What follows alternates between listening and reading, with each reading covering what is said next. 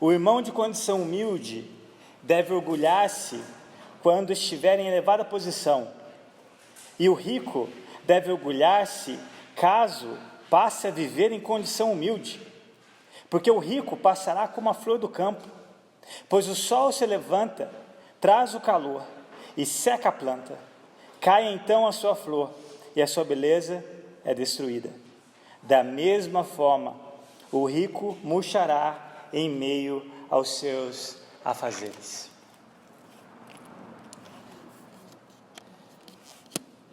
Em um dos livros de C.S. Lewis, na sua coletânea Crônicas de Nárnia, um dos livros intitulado como Peregrino da Alvorada, é apresentado um personagem, o nome dele é Eustáquio.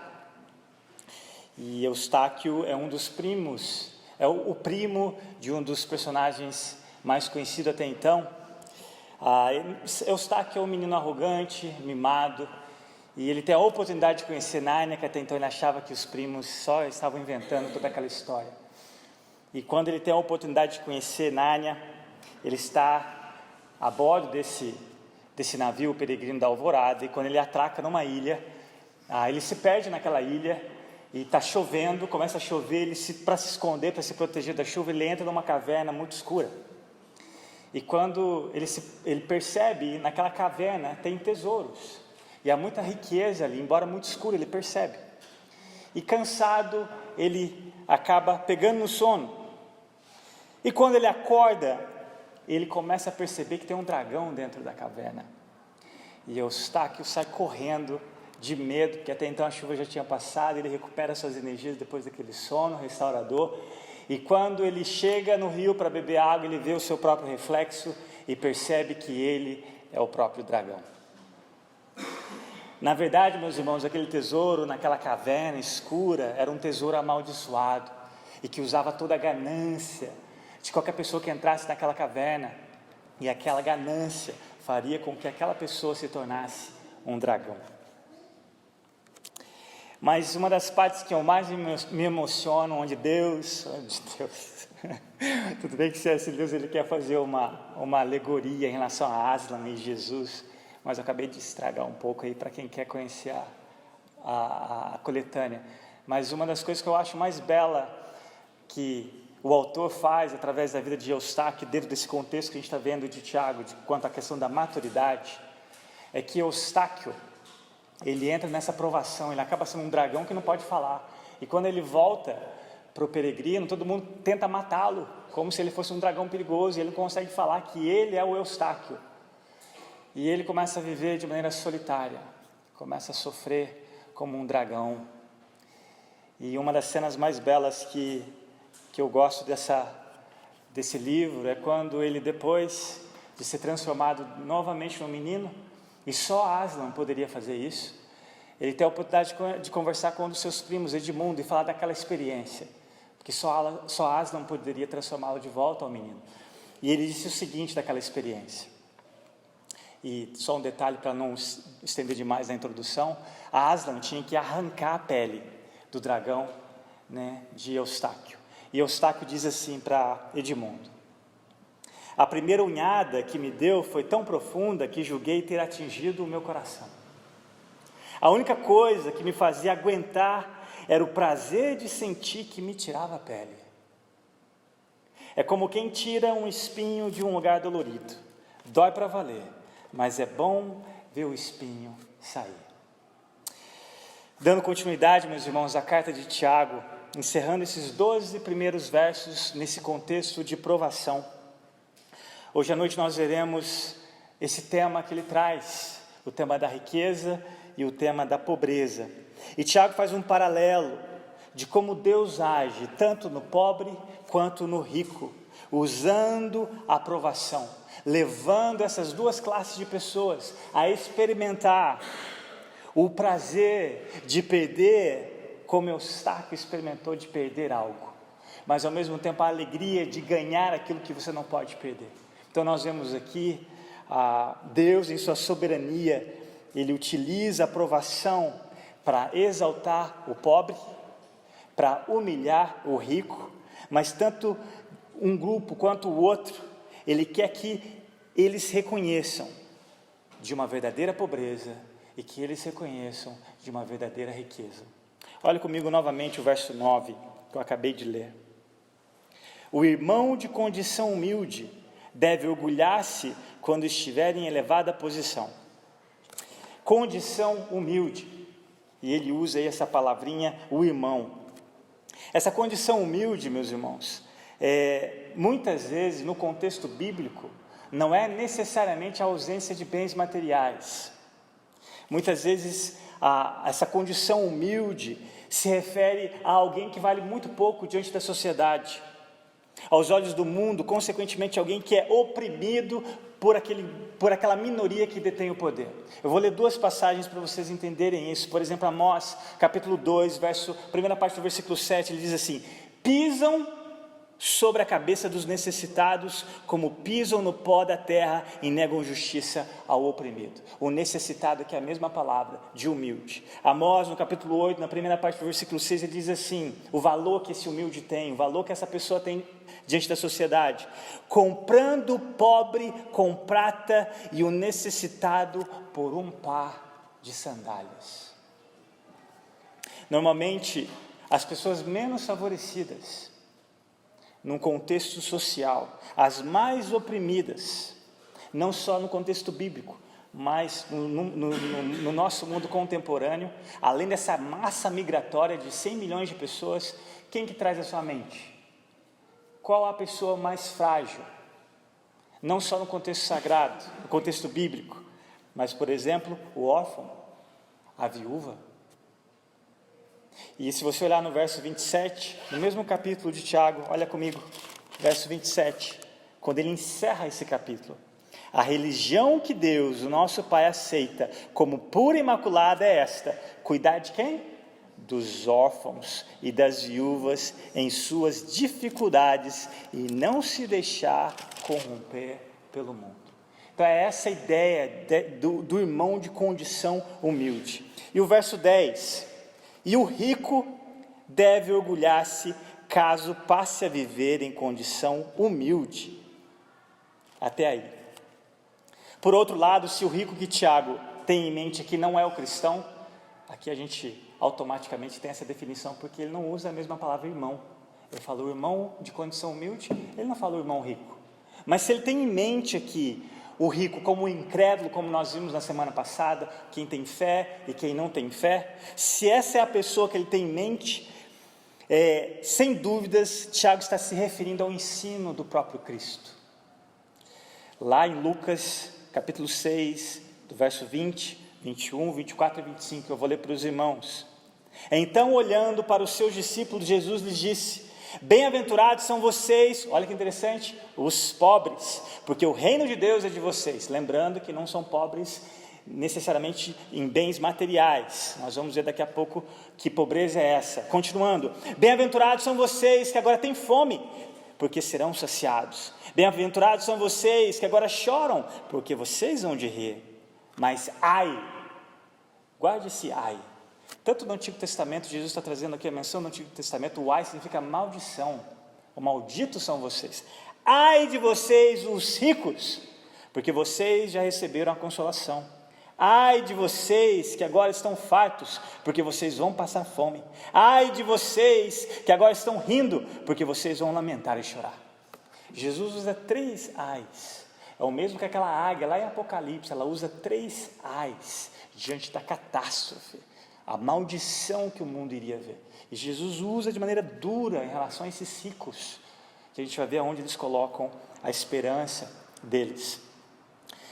Antes de continuar, eu quero lembrar que em nenhum momento você vai ver na Escritura Sagrada que a Bíblia é contra as riquezas. Okay? Em nenhum momento a Bíblia é contra as riquezas. Tiago também pode estar falando aqui para um irmão rico, um irmão no contexto da igreja, um irmão rico.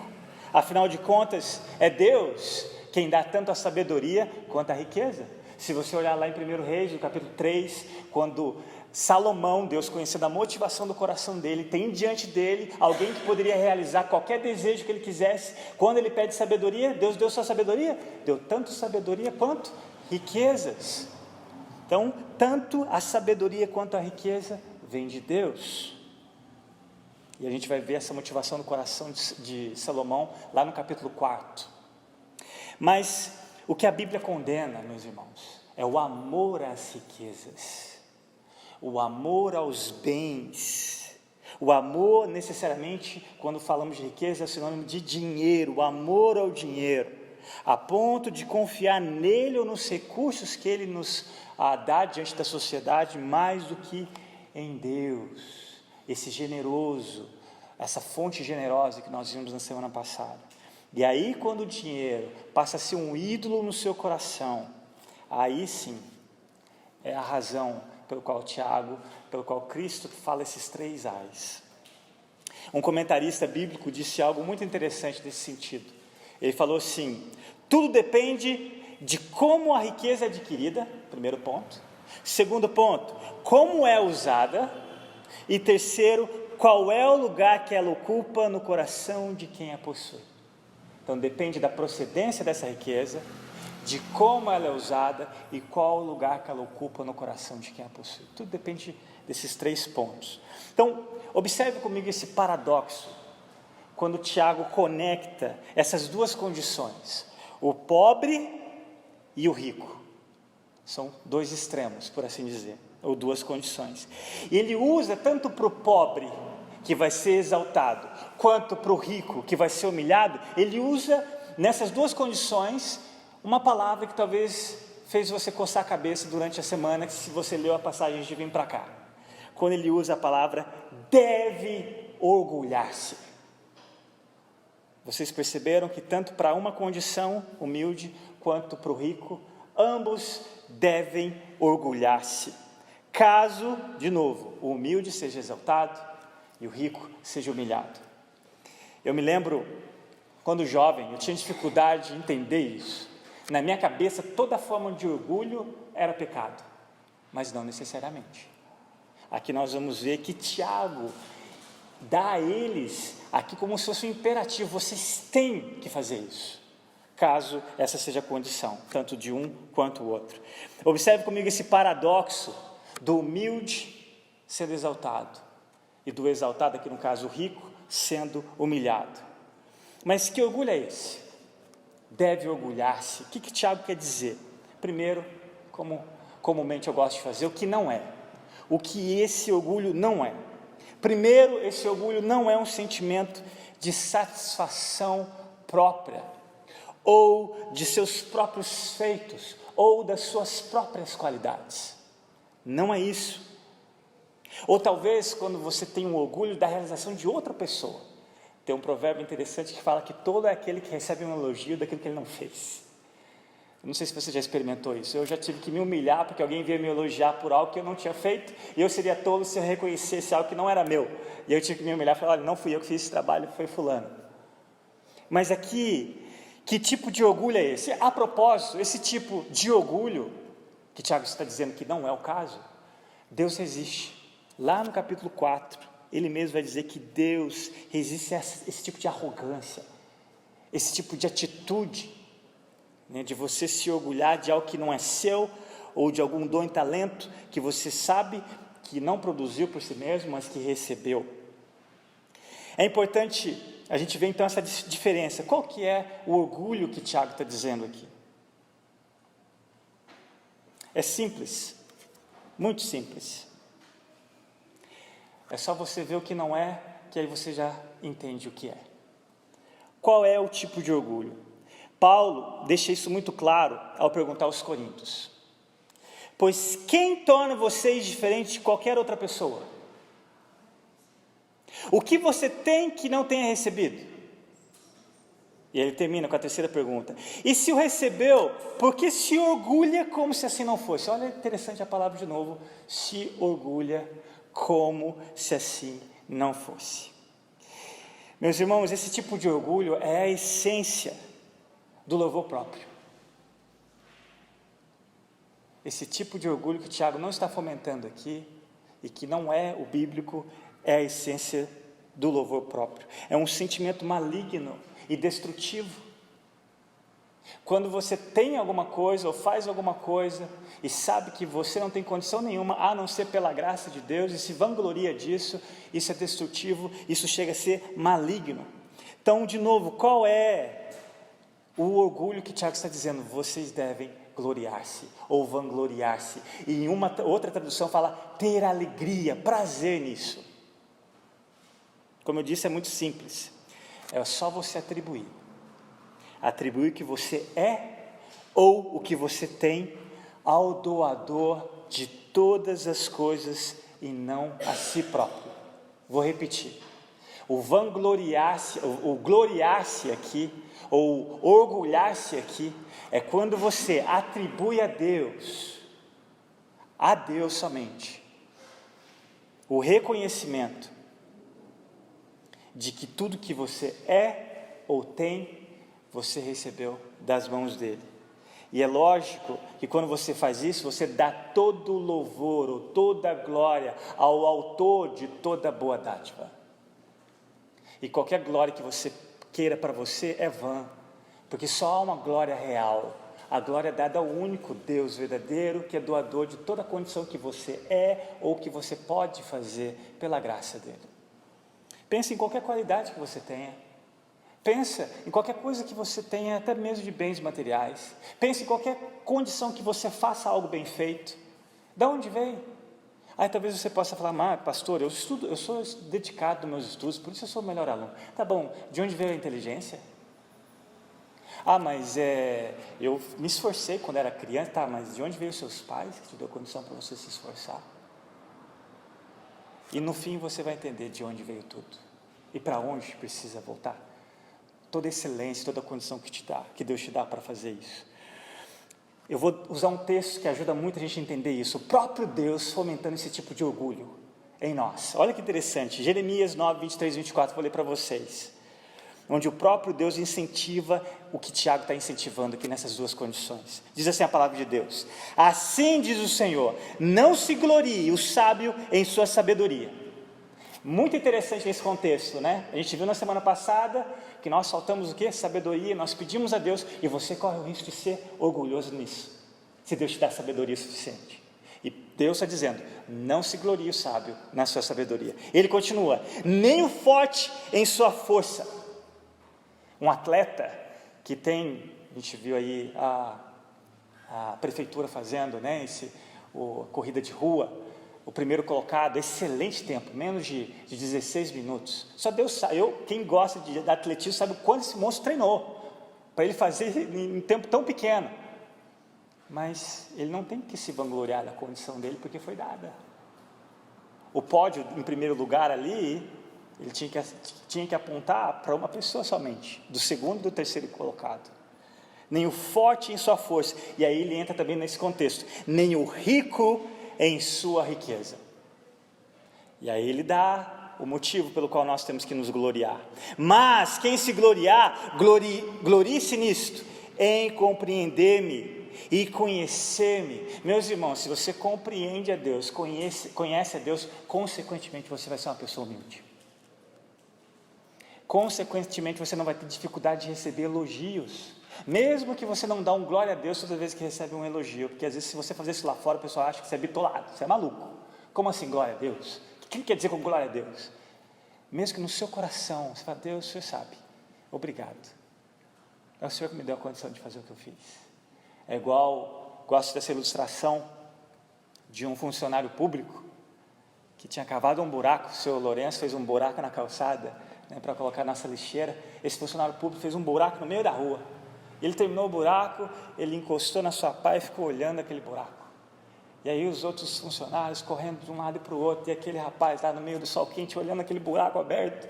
Será que ele descobriu o petróleo? Aí um deles para e fala assim, o que você está fazendo aí parado olhando para esse buraco? Eu disse, não, eu fiz um buraco muito bem feito. Eu estou vendo como que ele está bem feito. Aí eu mostrei, que buraco bem feito, rapaz? Buraco é qualquer buraco. Eu falei, não, mas você não sabe para quem eu fiz. E eu estou aqui agradecendo a Deus ter me dado a condição de fazer esse buraco para Ele. Mesmo que depois a gente vai tapá-lo de novo. Então não importa o que você faz.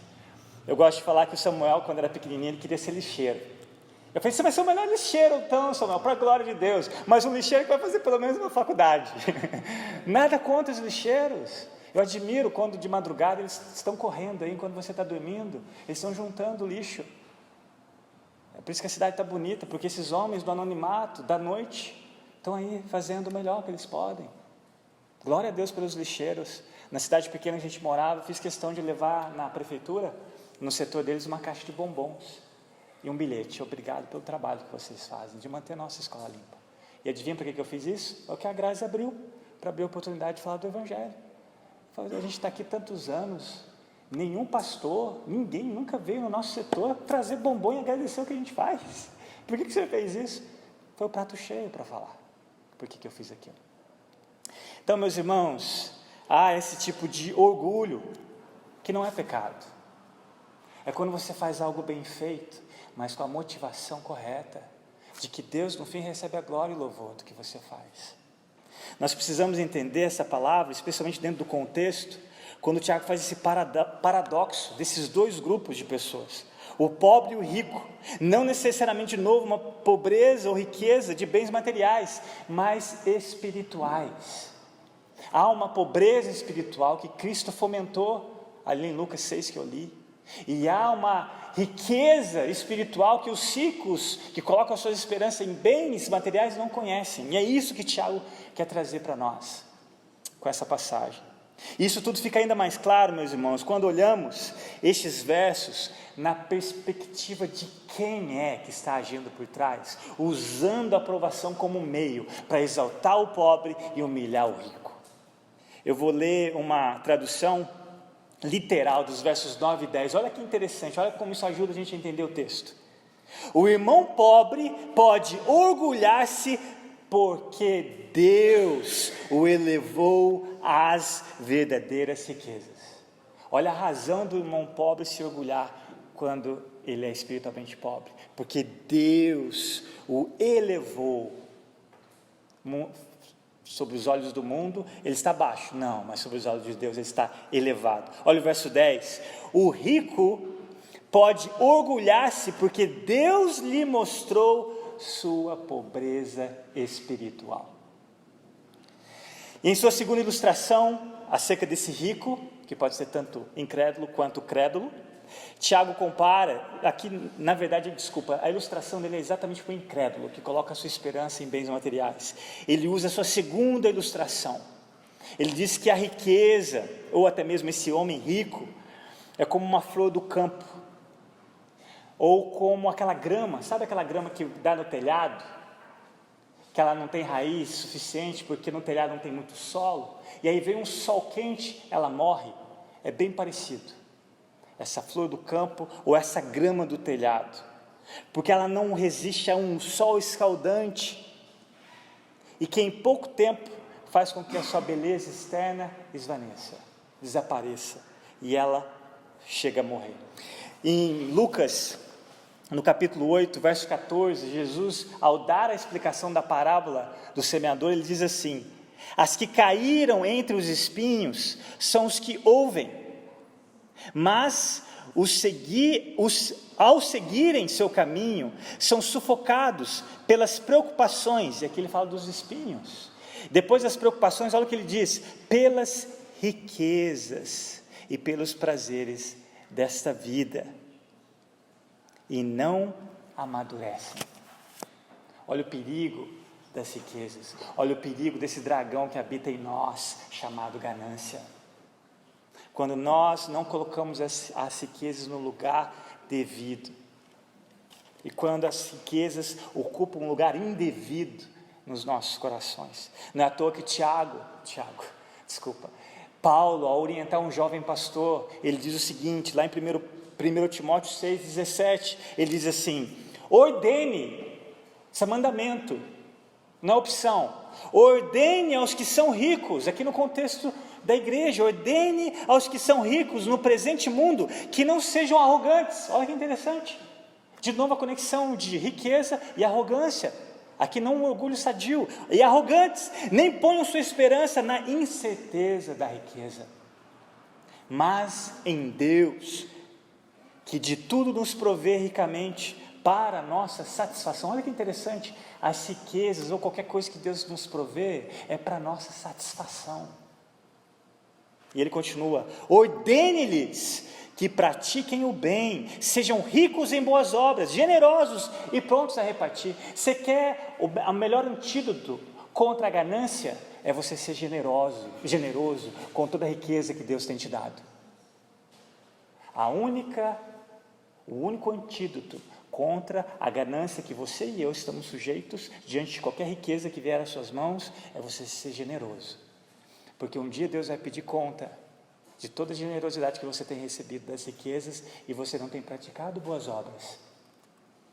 E nós vamos ver que Tiago fala nesse sentido, de você falar, Deus te abençoe, e você não faz nada para mudar a situação daquela pessoa que bateu na sua porta para pedir um pão.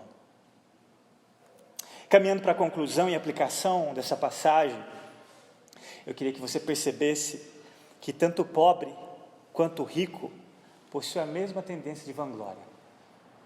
Um pobre pode se orgulhar por ser pobre, por ser alguém que sempre necessita de algo, e infelizmente acaba indo para o outro extremo.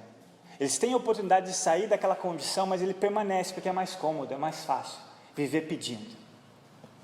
Olha que interessante.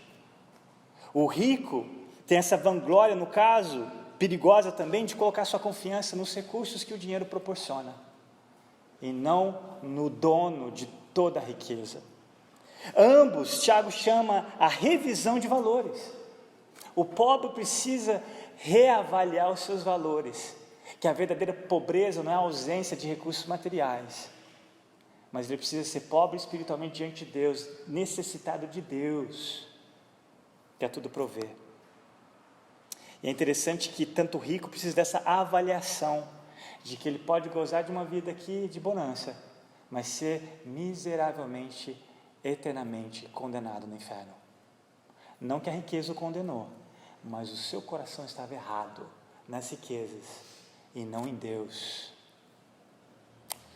Nas palavras de MacArthur, ele aplica isso de maneira muito contextualizada. Ele diz assim, abre aspas: nem os bens materiais, nem a falta deles são de qualquer consequência final. Olha que interessante. Nem ter algo ou não ter algo tem alguma consequência final. Ele continua: o que é significativo é um relacionamento de confiança com o Senhor, que cobre todos os seus filhos com riqueza espiritual, que nunca diminuirá ou deixará de satisfazer. Assim como o irmão pobre esquece toda a sua pobreza terrena, o irmão rico todas as suas riquezas terrenas. Os dois são iguais pela fé em Cristo. Fecha aspas. Meus irmãos, se um dia você fosse rico, e pela graça de Deus Ele te colocasse numa condição de prova, e você perdesse toda a sua riqueza, mas em meio à sua miséria material, você o reconhecesse, você era o homem mais rico do mundo.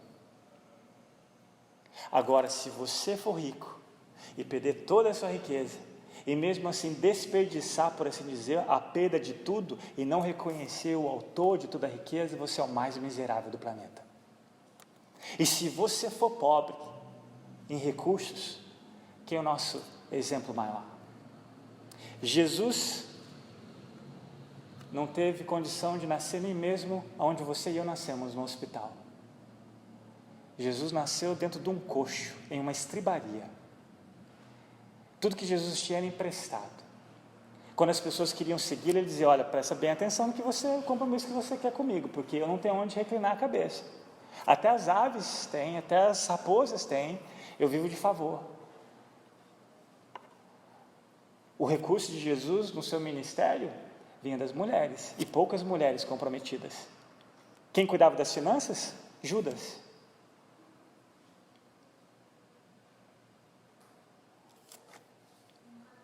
Meus irmãos, a sua vida é muito mais do que o dinheiro pode comprar, ou até mesmo a falta dele. Repito, o valor que nós damos para qualquer pessoa que entra naquela porta, não é a cor da pele dele, não é a língua que ele fala, não é a origem dele, mas o valor que nós damos àquela pessoa é porque ele é a imagem e semelhança de Deus. O valor dela é muito mais do que o dinheiro que ela tem, e nós vamos ver depois nos pormenores o que acontece nesse contexto de igreja, das pessoas fazendo tapete vermelho, batendo palma para os ricos e fazendo com que os pobres sentassem no chão. A gente vai ver isso. Para nós vai ser um tapa na nossa cara, que Tiago faz. Mas antes de entrar nesse detalhe, a nossa vida, a sua vida é muito mais do que o dinheiro pode comprar, ou mesmo a falta dele. Esse é um valor do reino de Deus, e não o valor do mundo.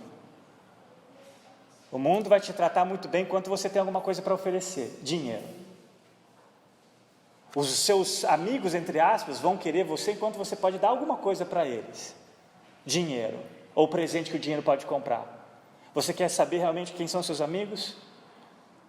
Eu tive a alegria de visitar um estudante na prisão, semana passada. Primeira vez que eu fui visitar, ele estava abatido, estava perdendo peso, estava desencorajado, porque ele estava pagando por um crime no passado, ele não era mais aquela pessoa. Mas essa semana passada eu tive a alegria de visitá-lo, e ele já mais gordinho, a gente pôde ver que melhorou a alimentação lá dentro, ele com um sorriso estampado no rosto.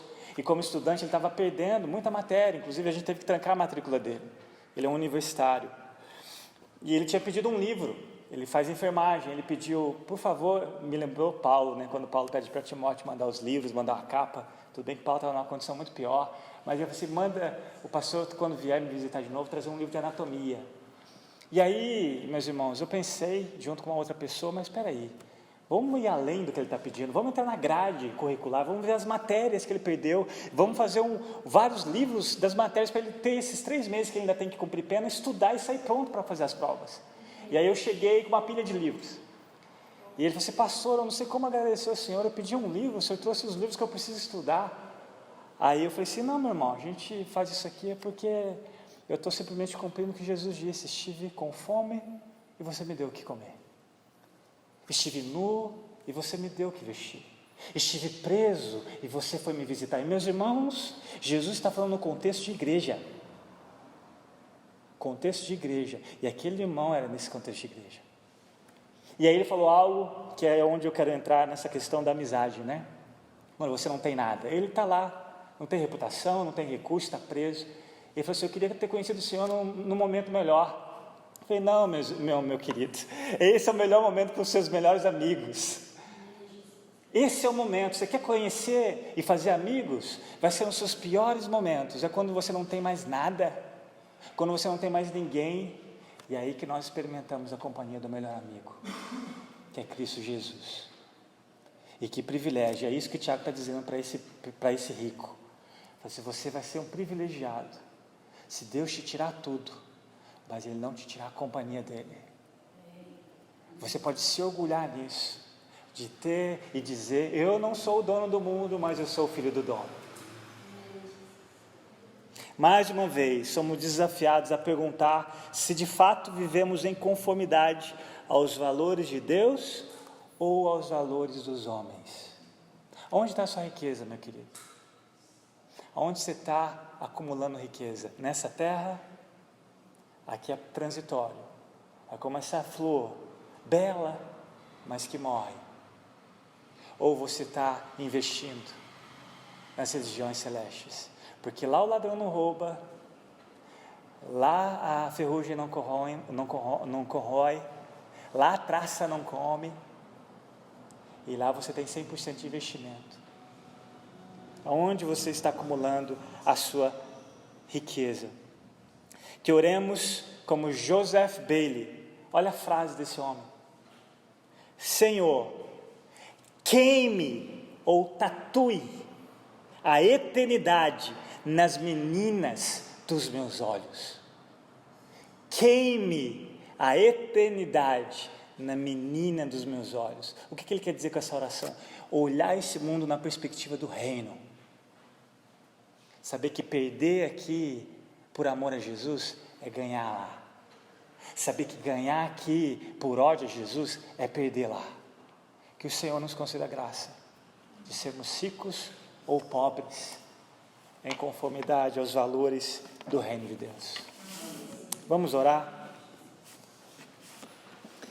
Pai amado, nós queremos te agradecer pela maneira com que o Senhor tem nos instruído, que a aprovação não é um desperdício na vida do cristão. A aprovação nos leva ao teste da nossa fé, aonde ela está, a produzir uma perseverança que tem um caráter, um papel completo, que é nos levar a sermos maduros, levar-nos a depender do Senhor a ponto de clamar e pedir por sabedoria, de como aplicar todo esse conhecimento nas nossas vidas, especialmente nas escolhas que fazemos. Mas ao mesmo tempo nós vemos que a aprovação também cuida do nosso coração, porque o Senhor nos conhece melhor do que nós mesmos. O maior inimigo não é o externo, somos nós mesmos, esse dragão em nosso coração, escondido em algum canto das nossas almas, desconhecido aos nossos olhos, mas que o Senhor conhece muito bem. E que o Senhor usa a aprovação, Pai, para nos levar tanto à humilhação quanto à exaltação, nos levar a reconhecer que os valores do reino são valores de ponta cabeça, são valores contrários ao que os homens valorizam. E Jesus mesmo disse que a felicidade de uma pessoa não está na quantidade dos bens que ela possui. O valor de uma pessoa não está na quantidade dos bens que ela possui. Pai, ajuda-nos a experimentarmos dessa riqueza que só o Senhor pode nos dar. Mesmo que talvez nesse mundo nós não temos muitos recursos, mas se nós temos o que comer, beber e vestir, já somos ricos, porque há uma riqueza que nós não contemplamos com os nossos olhos aqui, mas um dia seremos galardoados, e isso tudo vai depender da maneira com que nós vivemos e colocamos em prática os valores do reino nessa vida, Senhor. Pai, se há no nosso meio pessoas ricas, livra-os de colocar a sua esperança no dinheiro, a sua satisfação naquilo que o dinheiro pode comprar, porque não há satisfação plena como o Senhor nos dá. Até mesmo a satisfação de gozar da riqueza vem do Senhor.